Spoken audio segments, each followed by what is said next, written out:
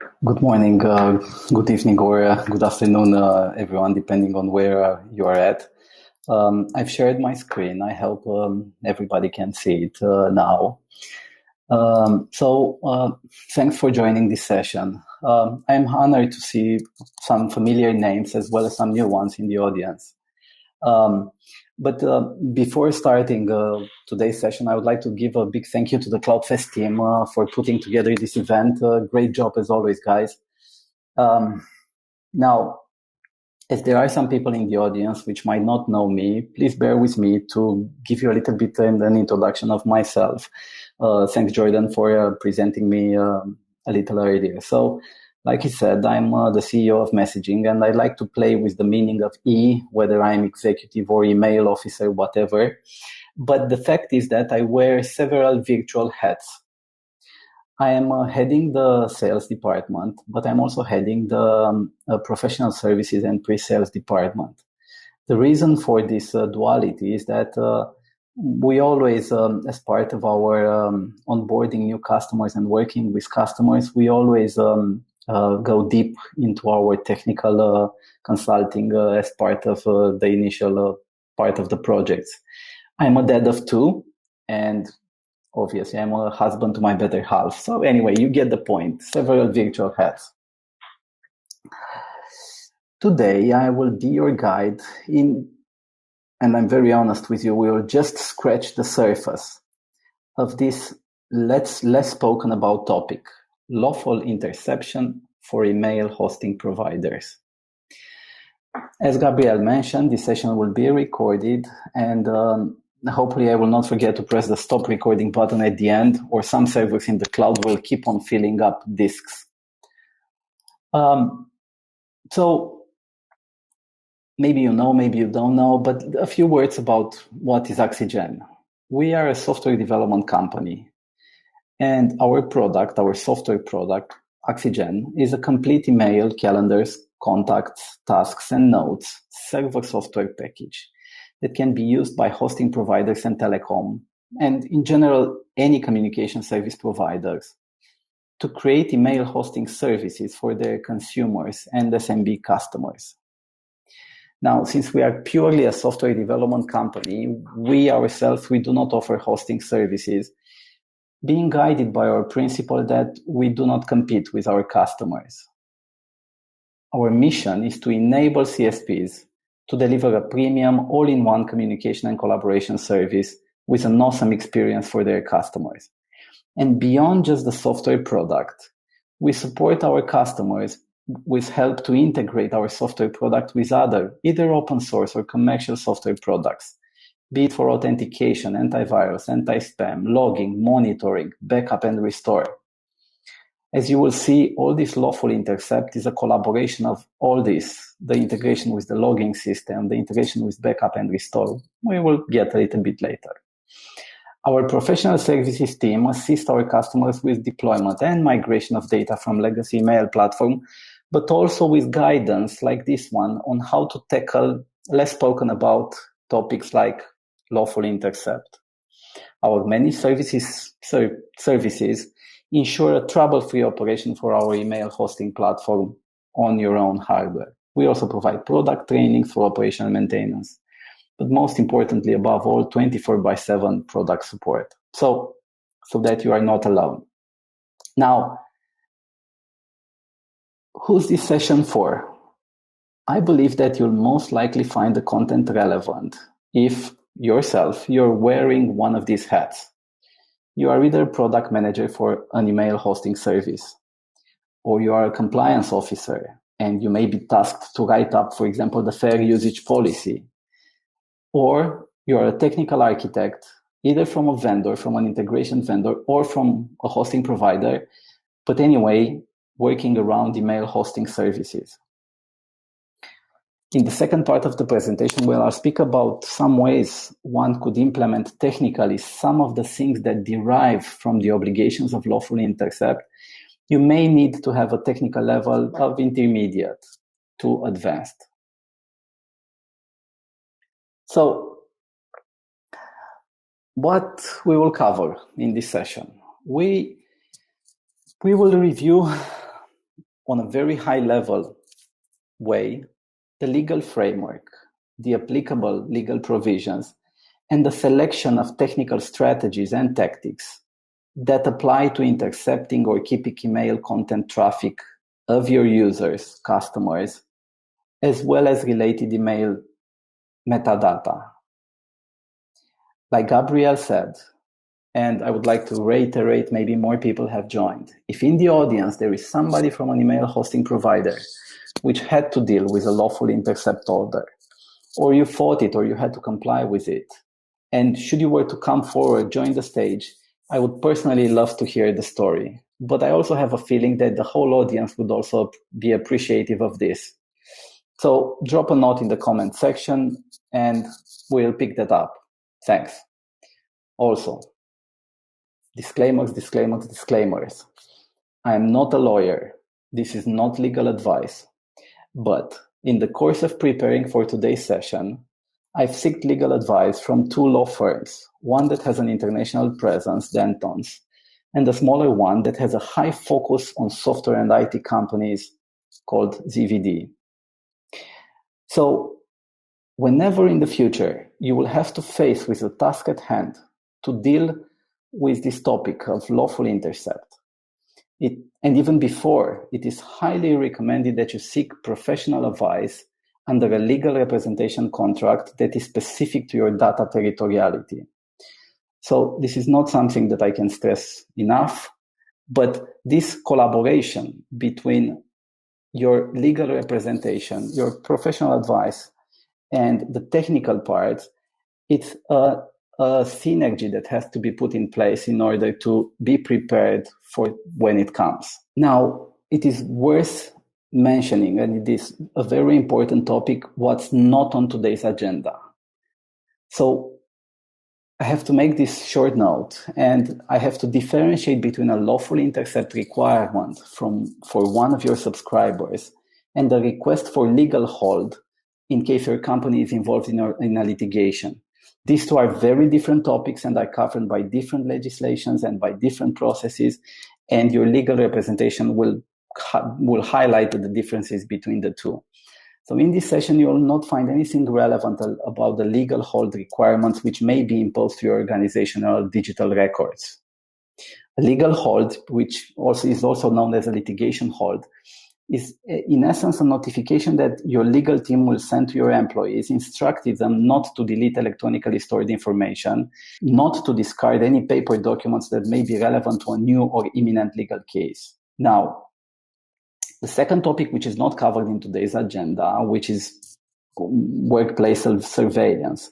It is interesting to know that a very old survey, but nonetheless that I found, made by the American Management Association in 2007, revealed that 43% of the people, of the companies that responded to that survey, they monitor employee email, and 28 of them have fired an employee for misusing email.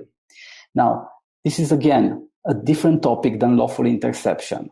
But why all this interest in what employees are writing? In essence, it is because the company has a desire to avoid legal liability. Email creates an electronic document which employers may have to hand it over if they're sued. The same American Management Association study showed that 15% of the companies surveyed had faced a lawsuit which was triggered by an employee email. In short, work email isn't private, and we'll talk about the privacy nature of email when we talk about consumers in the lawful interception context. But work email is different, slightly different. There are so many asterisks to this statement that maybe it would warrant a session in itself. But no matter what, employers, they can't monitor employees' emails for illegal reasons. So that's, again, one of the asterisks that I would like to point out. For example, it would be illegal for an employer to monitor emails to target or discourage a protected activity, such as employees' efforts to unionize. Anyway, these are hot topics, different topics, but they are not covered in today's agenda. Now, before we talk and deep dive into discussing the relevant framework, legal framework that covers lawful intercept, I would like to point a story that hit the news just the other days, in which Protonmail, you may be familiar with this email hosting service that is privacy focused. They received a legal request from Europol through the Swiss authorities to provide information about a youth for climate action in Paris. And as a consequence of that, they provided the IP address and information of the type of device used to the police. Now, in this case, Proton received a legally binding order from the Swiss Federal Department of Justice, which they were obligated to comply with. Protonmail has published a very detailed article on their website, and it's interesting to read, but maybe after you deep dive, after you see this session. For them, there was no possibility to appeal or fight this particular request, because an act which was contrary to the Swiss law did in fact take place. And this was also the final determination of the Federal Department of Justice of Switzerland, which also does a legal review of each case. So under the Swiss law, and I would like to point out that this is a national law, and you will see later as we will discuss, Proton can be forced to collect info on accounts belonging to users which are under Swiss criminal investigation. Now, this is not by default, because Proton by default, they state on their website that being a privacy-focused service, they did not log any metadata. And this is again important to see, because as you will see in the discussion, there is legal framework which allows that. So, but because they have received a legal order from that for a specific account, Protonmail activated the tracing, and they were legally bound to do that for a certain period of time. And after that period, provided the police the results. So in any case, what you need to know, and what also Protonmail states in their analysis of this case and in their transparency report, is that no matter what service you provide to your users, unless it is based 15 miles offshore in international waters, your company will have to comply with the law locally. Now, this case does illustrate one benefit of the Swiss jurisdiction, because there were no less than 3 authorities in 2 countries that were required to approve the request, which anyway, it's a much higher bar than in most other jurisdictions. Also, under Swiss law, for them, it is obligatory for the suspect to be notified that their data was requested. You will see down the line in this presentation, when we will deep dive into a case study which is familiar to us, Romania, where we are based, which is also a European Union country, that requirement does not exist, but on the other hand, it is made the other way around. So it was very interesting to see, while I was preparing for this, to make this presentation, to see this news break into the topics just a couple of days ago. Now, with this very recent case study at hand, we will go now and deep dive a little bit into the EU relevant legal framework. We will cover the EU relevant legal framework.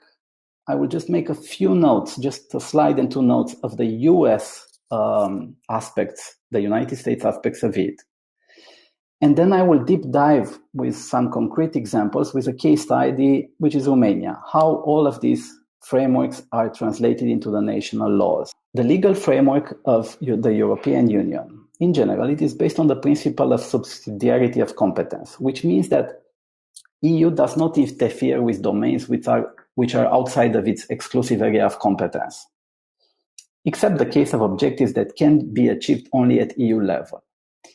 And this is why the EU legislation has no detailed provisions over the technical surveillance, but it gives principles and rules in which the member states' jurisdictions function.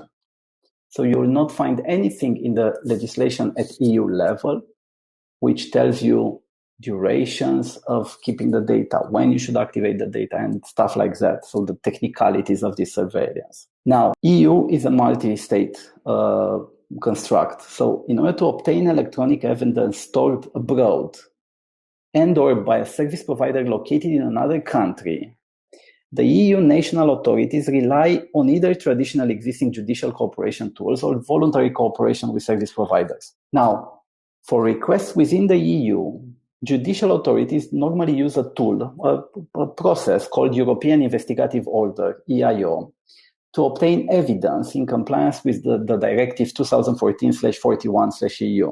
There are also mutual legal assistance agreements, MLAs, which are used by EU member state authorities to obtain evidence from outside the EU.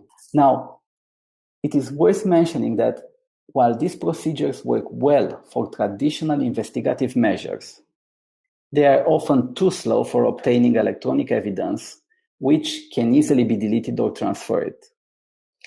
That's why I mentioned a little bit earlier that there is also a voluntary cooperation with service providers under the laws that they have to obey.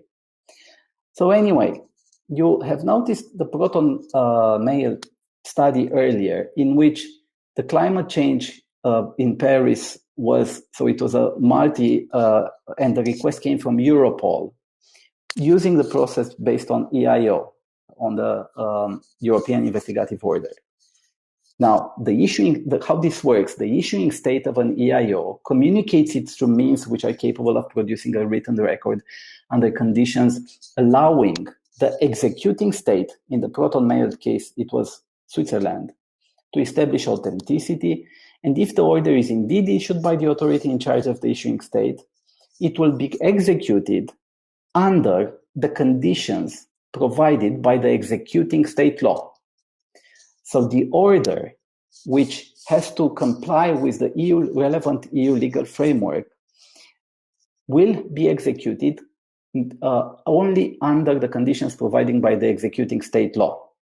So nobody can ask you, so if you are based in Belgium, nobody can ask you to respond to such a request in the time, for example, time to respond based by defined in the Romanian national law. You will have to reply under the conditions providing your own state law. So it is very important that the means by which such an order is executed, and therefore the means by which the data is collected and for proof, are given by the local law. That's why I mentioned, and I will reiterate several times during this presentation, that seeking legal advice for what is relevant in your national law is mandatory.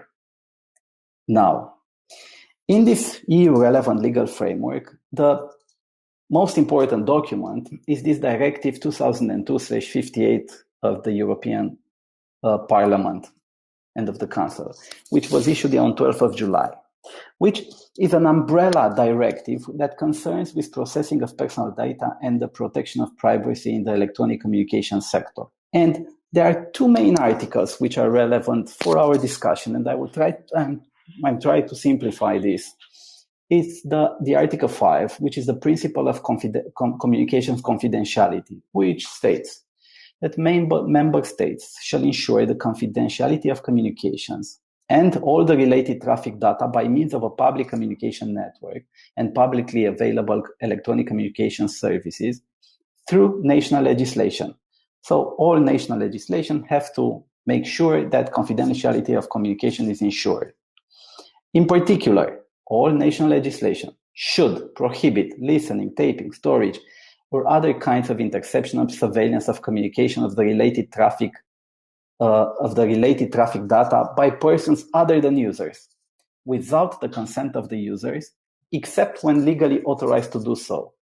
Now, what is activating this exception is Article 15, paragraph 1, which states that member states may adopt legislative measures to restrict the scope of the rights and obligations provided in Article 5 and in some other articles, when such restriction constitutes a necessary, appropriate, and proportionate measure to safeguard national security, defense, public security, and the prevention, investigation, detection, and prosecution of criminal offenses or of unauthorized use of the electronic communication system. To this end, member states should adopt legislative measures providing the retention of data for a limited period of time, justified on the grounds laid above in this paragraph. And this is important because it sets a limit that the retention of data must be for a period of time. There is another important document, which is the Convention on Cybercrime of the Council of Europe, which is also known as the Budapest Convention, which is the only binding international instrument on this issue. And that serves as a guideline for any country developing comprehensive national legislation against cybercrime.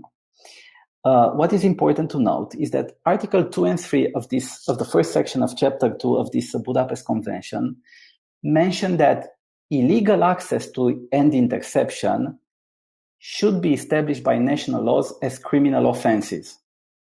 So therefore, by default, all of this can be interpreted that illegal access and interception of any electronic communication is illegal unless requested through a lawful intercept.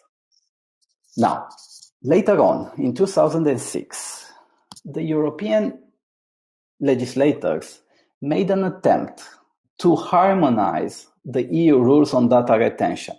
They have defined in this directive 2006/24/EC what data is necessary to trace and identify the source of communication, which may be an ID, a user ID, or an address, or the name of the address of the subscriber, which was using that resource at the time of making that communication. Therefore, the internet IP address or the phone number, able to know based on the ID of the destination of the communication, what is the name and the address of the subscriber or registered users. What is the data necessary to identify the date, time, duration, so that metadata. What is the type of the communication, phone call, email, and what the data necessary to identify a user's communication equipment. So know that it is a phone or a laptop, on what brand and whatever, via which line. And also the data necessary to identify the location of the mobile communication. But although this directive mentioned all this data necessary, it mentioned clearly in Article 5 that no data revealing the actual content of the communication may be retained after this directive. And by the content of the communication, we are thinking about an email content, the attachments, or the content of a regular call, or the content of a voice over IP call. That is the content of it. So that metadata, those points of the metadata, were attempted to be defined by the Directive 2006. Now, the Court of Justice of the European Union declared this directive invalid in 2014, if I remember correctly. And it actually stated that EU law does not currently, it actually stated that this legislature of the Directive 2006 exceeded the limits of the proportionality principle. As a consequence of that, after the invalidation of Directive 2006, which means after 2014, the whole EU law does not currently provide for an obligation to retain data. Thanks to this, which was transposed in the national legislation of the European state, services like Protonmail can exist legally. However, member states, they remain able to introduce exceptions to the main obligation of ensuring confidentiality of electronic communication. It is an important note to know that each state can have some exceptions. Again, this is very different from Romania and Switzerland, from Belgium to France.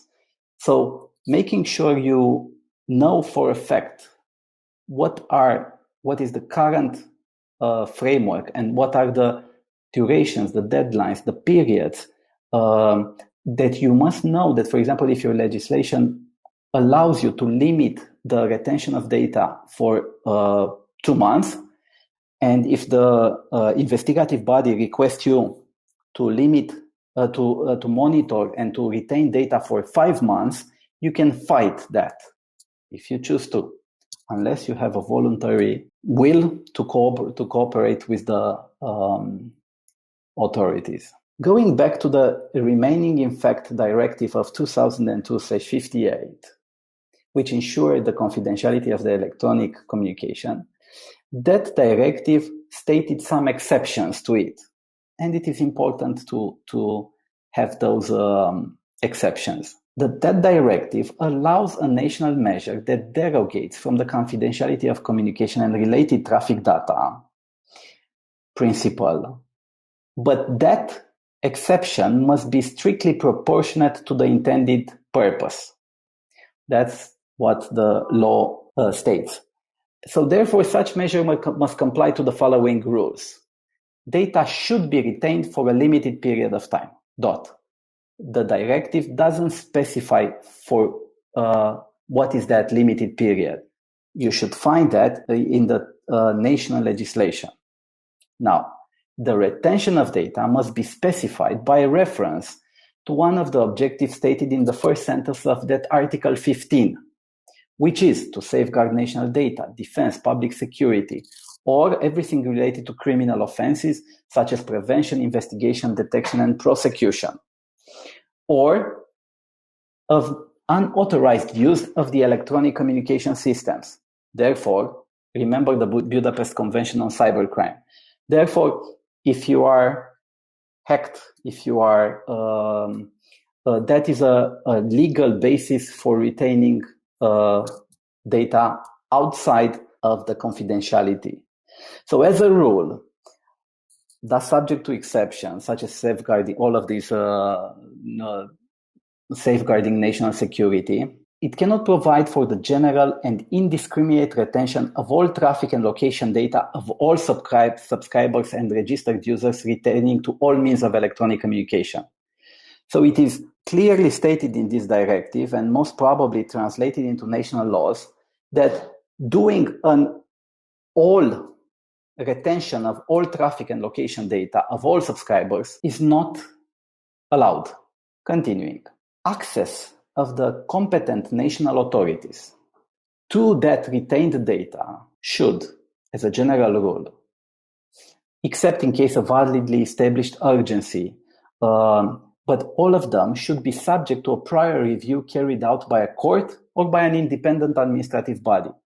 And that decision of that court or body should be made following a reasoned request by those authorities submitted, among others, within the framework of the procedure for the prevention, detection, and prosecution of crime. Therefore, as a consequence of that, when you receive such a request, it should carry the fact that it was reviewed by either a court or by an independent administrative body. Knowing who that court which should review this request or who that independent administrative body is in your own data territoriality is an important topic because it allows you to validate that request. And knowing that, it also comes from the legal consultancy that you should get in order to be prepared for these cases. Also, as a provider of electronic communication service, must, in order to ensure the full integrity and confidentiality of the data, guarantee a particularly high level of protection and security by means of appropriate technical and organizational measures, meaning that you are requested to gather some data. You should ensure that that data is only seen by a limited number of persons and delivered and then destroyed if you are allowed to destroy. So if you are handing that data to the national authority, you should make sure that that data doesn't linger on anybody's laptop, in short. Also, this Directive 2002 also mentions that the national legislation must make provisions for the data to be retained within the European Union and to irreversibly destroy it at the end of the data retention period. It is an important topic, especially when you are a larger email hosting provider and you have to deal with requests coming from multiple jurisdictions. In short, The exact conditions under which data must be retained and how it is to be disclosed to authorities are governed by national laws. The EU framework provides the guidance and the limits of these national laws. Now, I will finish here about the EU framework. I will just make a few short notes before I deep dive into an implementation of this Directive 2002 in Romania. So a few very short US notes.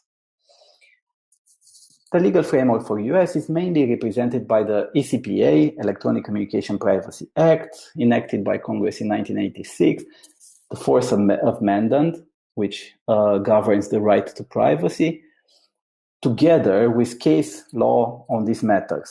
The US, you may know, is very rich on all case law which enhance the legislative framework beyond the acts.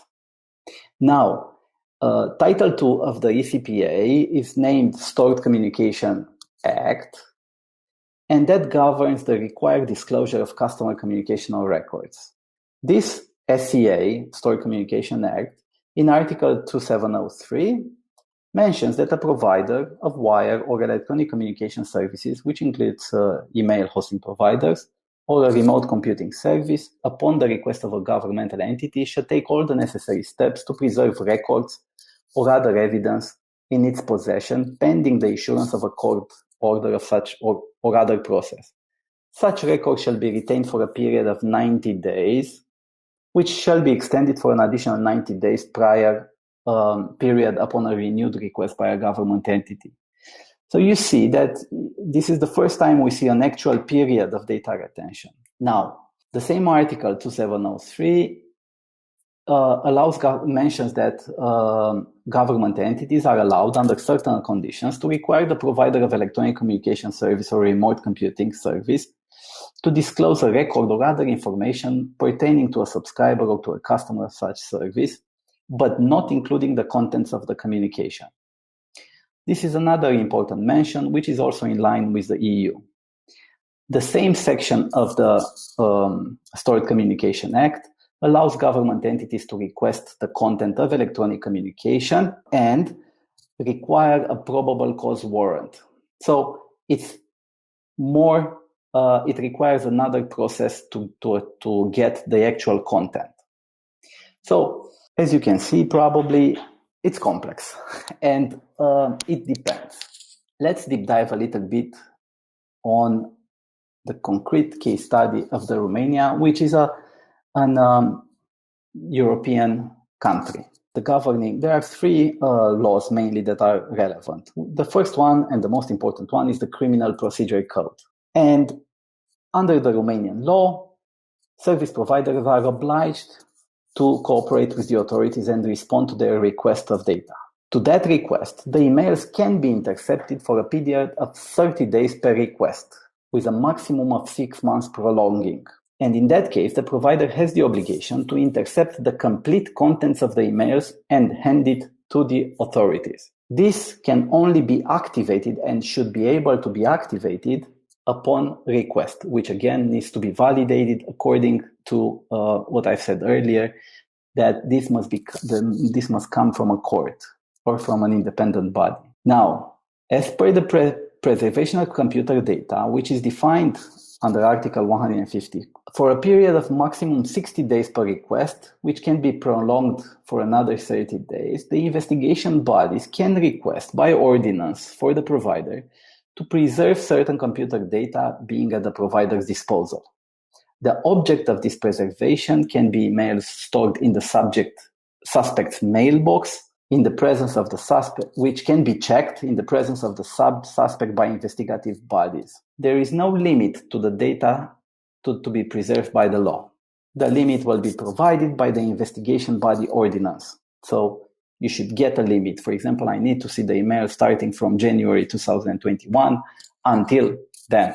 But there is no limit in the law set by the law. Now, furthermore, there is the Governmental Executive Order 111 from 2011 on electronic communications, which is mostly aimed to assist the Romanian information service, which is the intelligence body in Romania, which states that one of the conditions for any operator to provide these electronic communication services and network is to assist with the legal interceptation of communication by Romanian service information. Furthermore, the decision 987 of the General Authorization Regime for Providing Networks and Services mentions as obligation for operator to assist with legal interception requests, meaning that the provider has to.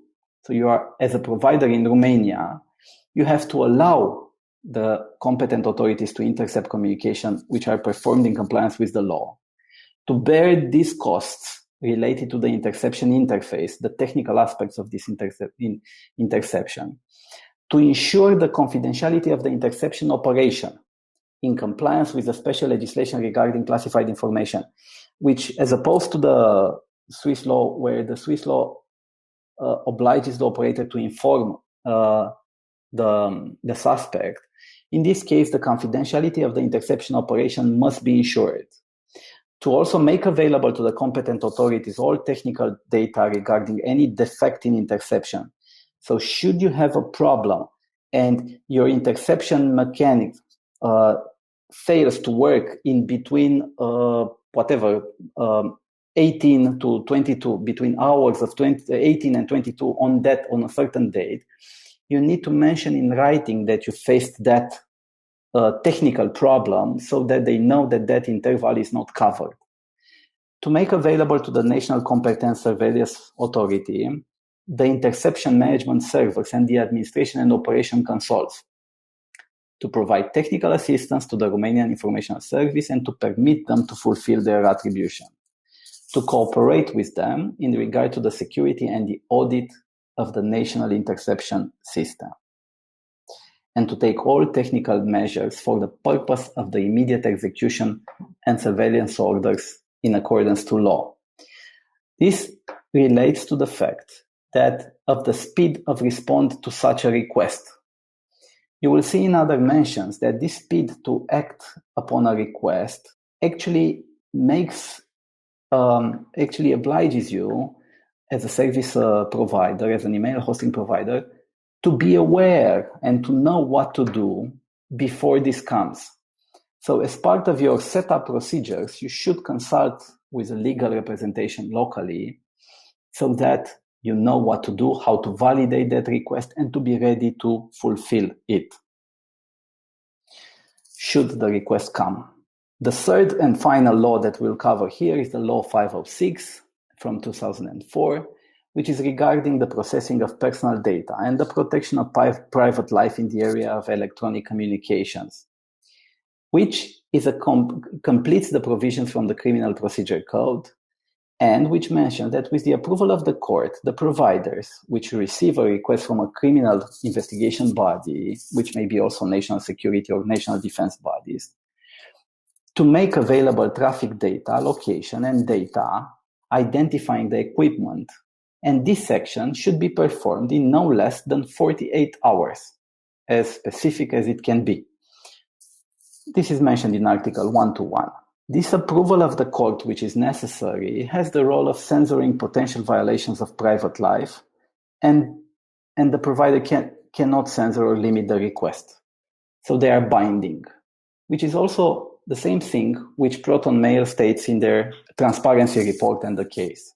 It's important now to, given all this theory, so we discussed about the EU legal framework, which only states some principles on the confidentiality of personal communications, on what are the exceptions, and what is considered to be a proportionate answer to those exceptions.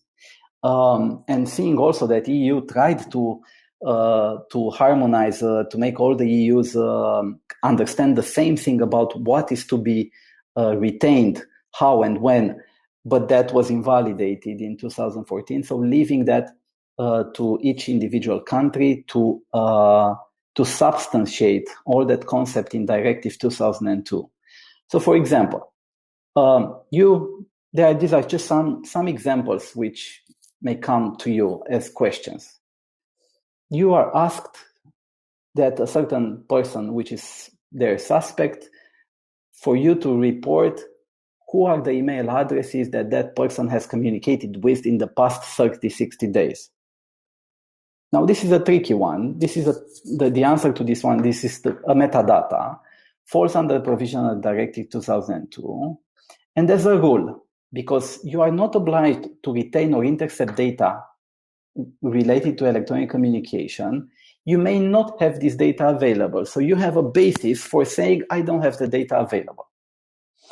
Now, if you already do that, it would be a lie to say that you don't. So then you have to provide it. So that depends. The answer to this is that depends. That's why when you go and talk to a legal representation in your country, you need to brief them of your current logging procedures. What you currently log, why do you log that data, what do you do with it, who has access to that, etc., etc., etc. So that they can tell you, you don't need to do that, or you need to do that from the purpose of lawful intercept, and what you can do. For example, we recommend that in case authorities specifically demand you as a hosting provider the retention or interception of electronic communication, that such measures should only be undertaken under legal advice on a case-by-case basis. It helps to be prepared, but if you will be pressed to respond in 48 hours, then it's a hell of a ride.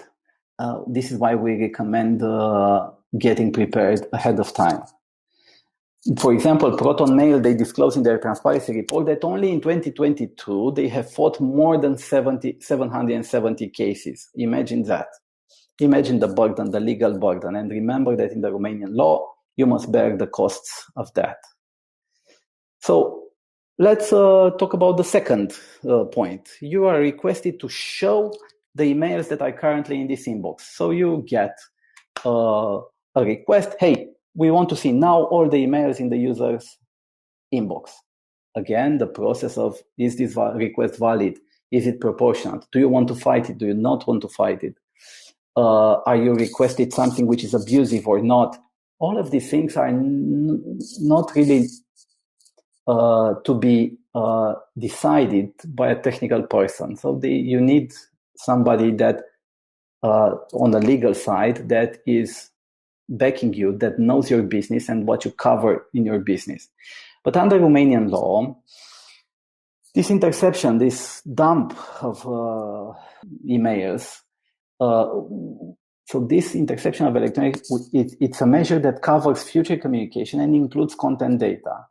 So it must be ordered by a court and is subject to a cumulative fulfillment of several conditions. So the court needs to validate that there is a reasonable suspicion preparing or committing a specific crime, that the measure must be proportionate to the limitation of fundamental rights and liberties, considering the particularities of the case, that evidence cannot be obtained otherwise and without serious difficulties. So, for example, your legal may tell you, hey, they can go and read his mail.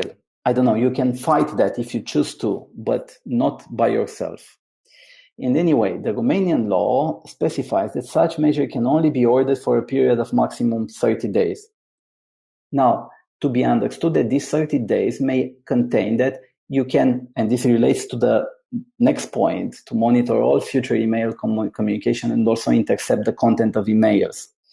So it cannot go in the past.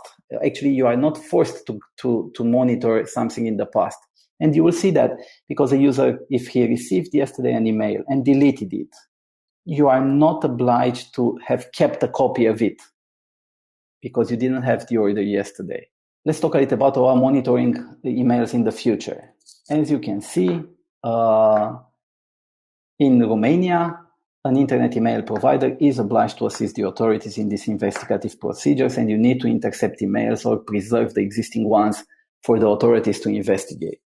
The interception, again, has a limit of maximum 6 months, but they can request the retention of data intercepted for a period of maximum 5 years. You can, so this is to be interpreted as you can activate the interception for 6 months, but you need to keep that interception data, that retention data, for a maximum of 5 years. All of this is tricky, and it's because that data will come with a cost, saving it, but will also come with an obligation from your side to ensure that the data is secured from others. Not everybody has to have access to it from your internal organization. Now, the fourth question, how long does an operator need to keep a historical data of metadata?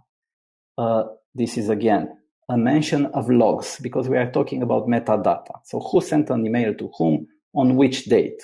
Historical. That period, and after invalidating the Directive 2006, the EU does not longer establish an obligation to retain metadata.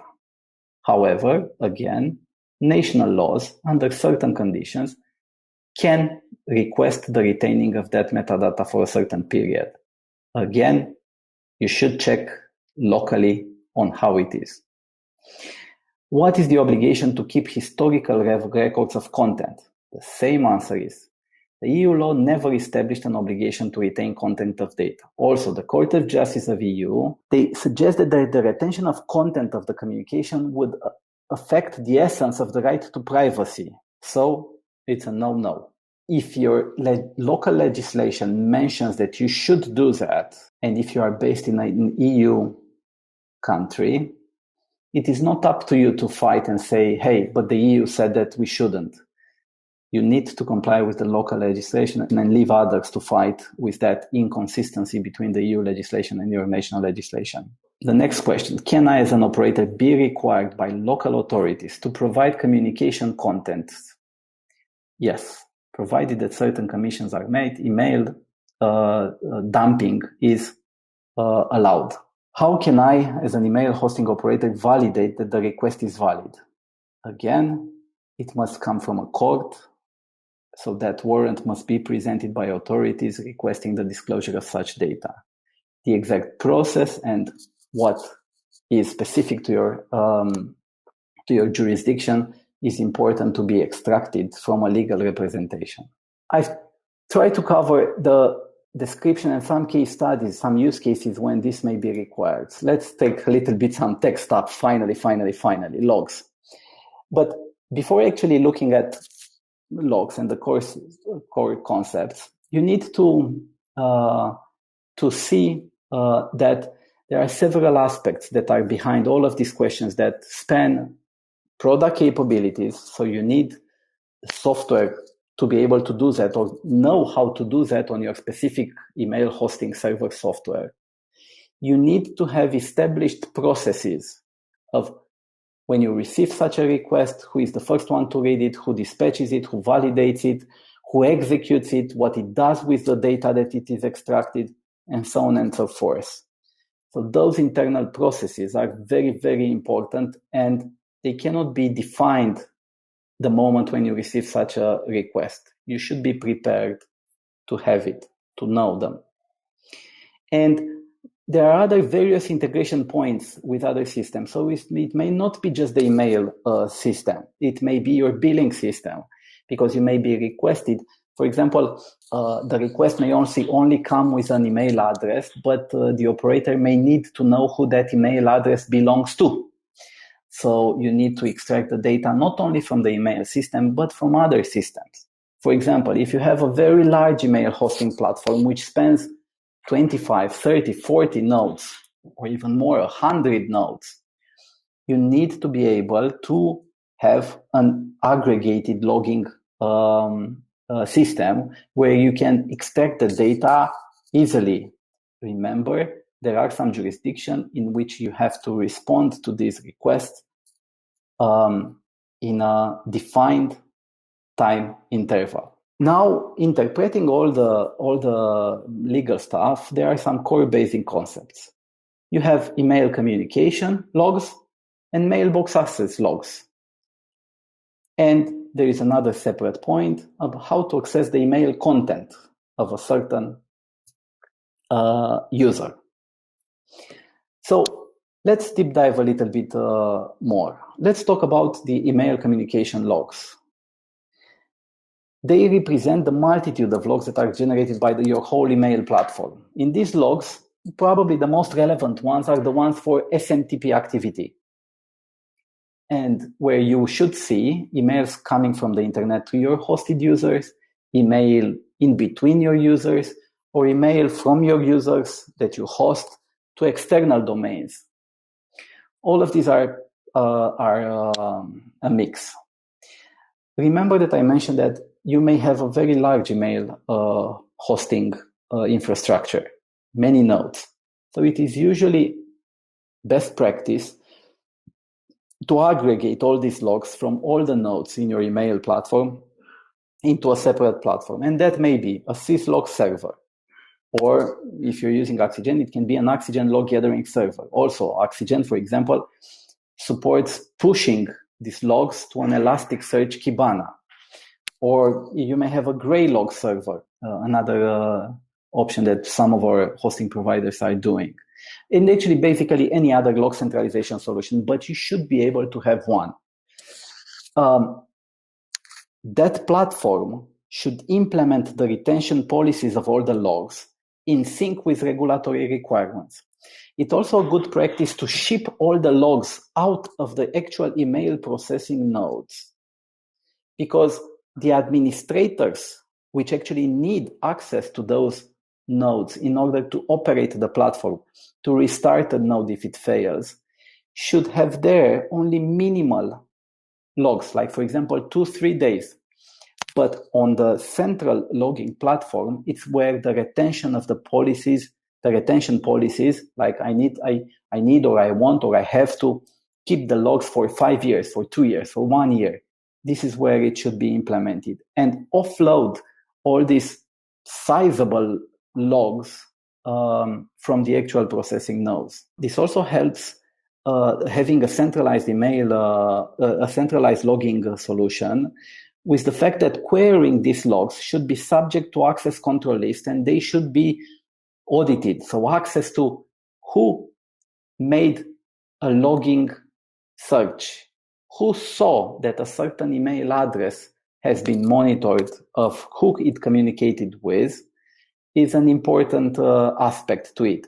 But that does not pertain to lawful intercept, but that does pertain to misbehaving system admins, which have data to these communication logs of a certain of all the users that you host of a certain user, which falls under because it is a criminal offense to query these logs without a legal basis for it, or with means that enable the abuse of this confidential data.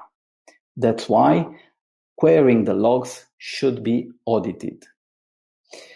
For example, in our case of our product, this is an example of a line which shows the data that is located.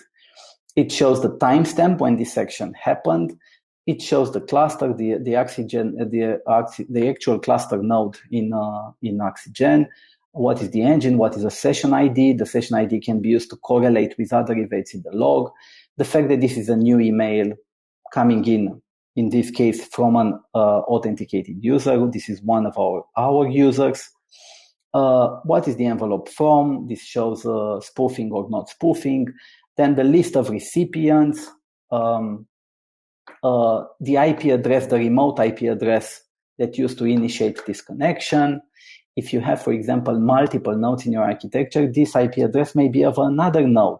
And in that case, at the end of it, you see there are some IDs, which is the local QID and the remote system QID, and they are used to correlate in between logs from multiple nodes. So this is an example of a log which, if pushed inside a centralized logging solution, it can help you respond to lawful intercept. Now, mailbox access logs. So, for example, you may be asked by the authorities that when a user received a certain email. Now, The email communication logs will show when the email entered in his inbox, but the authorities may see, okay, I need to have mailbox access logs so that I know when the user actually connected using a client access protocol, be it IMAP, be it our webmail, be it API-based or whatever, or SMTP or POP3, so that the authorities know when the actual user downloaded the email and he has it on his device. Also, from the mailbox access logs, one can see the remote IP address of the actual user device. And also, there are some markers which specify the type of the device that the user said. Remember that I said that although the Directive 2006 is invalidated, those guidelines of what the data should be retained include indications of the type of device that is used to access the mailbox. And this information is present here in our case. Maybe other platforms are as well capable of logging this type of release. So this is the mailbox access logs, which is different than the email communication logs. Now, where is the email content? It is very important to mention that accessing the email content should not be allowed under normal circumstances to anybody other than the actual user. So access to email content must be gated by processes and access restrictions and technical access restrictions. So from a product standpoint, the email of the content, so from the product standpoint, meaning from Axigen as an email hosting software, the content of an email of a user's mailbox can be accessed by the user himself or by any other user which was granted access to the original user's mailbox. This is sharing. But again, this is okay because the user himself had to make that sharing enable. This mechanism, as you will see in a discussion that we have on our website, can also be used to be granted, and this sharing model can be used to extract the content of the mailbox. There are others as well, in case you have a valid lawful intercept request. But in addition to it, you can begin to create a copy of the message and storing it in a separate mailbox along with the original mailbox. So this and the second one, which is redirecting a copy of the inbound and or outbound messages of a certain user to an external mailbox. These two are actually product capabilities which enable you to set by configuration, by making a rule in our administrative interface.